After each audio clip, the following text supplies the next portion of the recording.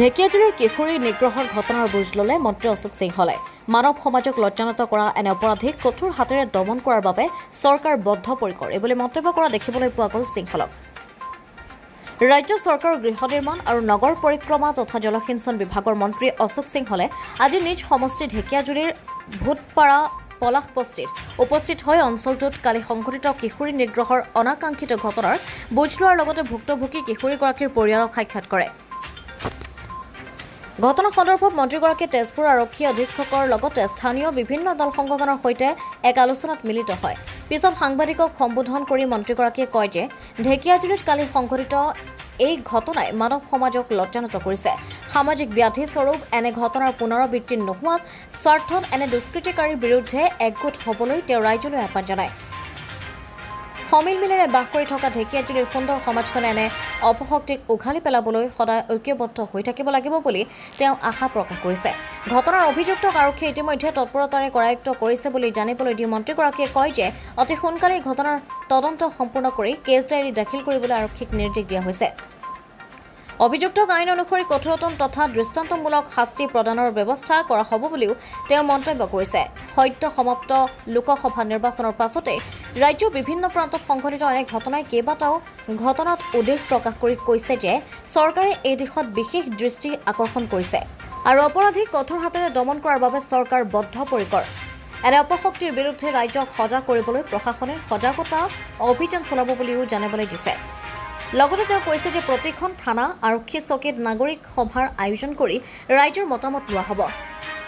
স্পৰ্শকাতৰ অঞ্চলবোৰত আৰক্ষীৰ টহল বৃদ্ধি কৰাৰ বাবেও নিৰ্দেশ দিয়া হৈছে বুলি তেওঁ জানিবলৈ দিছে। যোৱাকালি মোৰে সমষ্টিত মাইনৰ ছোৱালী এজনৰ ওপৰত ধৰ্ষণৰ এক ঘটনা হৈছে। আসামী গ্ৰেপ্তাৰ কৰা হৈছে আৰু কঠোৰতম শাস্তি আইনমতে যিটো দিব পাৰি পুলিচক নিৰ্দেশ দিয়া হৈছে যে কঠোৰতম শাস্তি দিয়াৰ ব্যৱস্থা কৰিব। ঘটনা বহুত দুখ লগা আৰু মই সমাজক আহ্বান জনাব খুজিছোঁ যে এনেকুৱা দুষ্কৃতিকাৰীৰ বিৰুদ্ধে আমি একগোট হ'ব লাগিব, সংগঠিত হ'ব লাগিব আৰু এটা সভ্য সমাজ অসভ্য সমাজৰ লগত মোকাবিলা কৰিবলৈ সাজু হোৱাৰ সময় হৈছে বুলি মুখ্যমন্ত্ৰীয়ে প্ৰতিক্ৰিয়া প্ৰকাশ কৰিছে। নাই, ঘটনাটো অতি দুখ লগা ঘটনা। নাৰীক আমি শ্ৰদ্ধা কৰোঁ, নাৰীক আমি দেৱী বুলি কওঁ, নাৰীক আমি দুৰ্গা বুলি কওঁ, নাৰীক আমি পূজা কৰোঁ, আমি ব্ৰত কৰোঁ আৰু এই নাৰীৰ ধৰ্ষণ সভ্য সমাজে এইটো মানিব নোৱাৰে। আইনৰ কিবা পৰিৱৰ্তন কৰি কিবা কৰিব পৰা যায়? চাওক, আইনটো আছেই, কঠোৰতম আইন আছে, পস্কো আইন এই আসামীৰ ওপৰত লাগিব, কিন্তু তাৰ পিছতো সাহস কৰি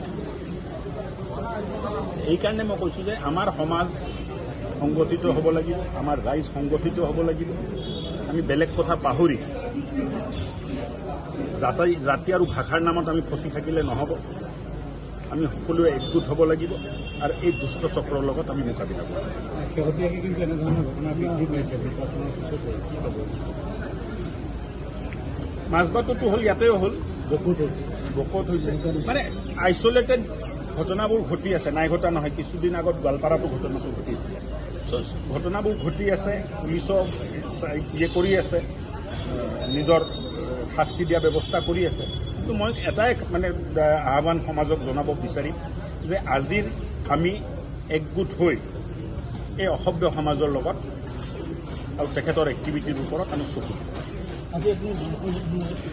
আজি ঢেকিয়াজুলি বৃহৎ অঞ্চলত বিভিন্ন দল সংগঠনৰ লগতো আলোচনা হ'ল আৰু এই আলোচনাত তেখেতসকলে কিবা বহুতখিনি ছাজেশ্যনছ আমাক দিছে, পৰামৰ্শ আমাক দিছে। এই পৰামৰ্শৰ ওপৰতো আমি দুই এটা পৰামৰ্শ ভাল লাগিলে তাৰ ওপৰত কাম হ'ব। বাকীখিনিৰ ওপৰতো চৰকাৰে কাম কৰি আছে। বহুত আৱেগিক প্ৰস্তাৱো আহিছিল যে চুট কৰি দিব লাগে, ফাঁচি দিব লাগে, কিন্তু এইটোতো চৰকাৰৰ হাতত নাই। ন্যায় প্ৰক্ৰিয়াৰ জৰিয়তে যি ব্যৱস্থা ন্যায়ালয়ে ল'ব এইটোৱে হ'ব। কিন্তু আমাৰ তৰফৰ পৰা ভাল কঠোৰছে কঠোৰ শাস্তি দিয়াৰ কাৰণে আমি লাগি আছোঁ। প্ৰতিহত কৰিবলৈ কি ব্যৱস্থা প্ৰতিহত কৰিবলৈ কি ব্যৱস্থা গ্ৰহণ কৰাৰ কাৰণে মই ক'লো নহয় যে চৰকাৰ নিজৰ কাম কৰিব, পুলিচে নিজৰ কাম কৰিব, কিন্তু সমাজ হিচাপে আমি এটা সভ্য সমাজত থাকোঁ। সভ্য সমাজত যিসকলে আছে তেখেতসকলে সংগঠিত হৈ যিটো অসভ্য সমাজ তাৰ লগত মোকাবিলা কৰিব লাগে।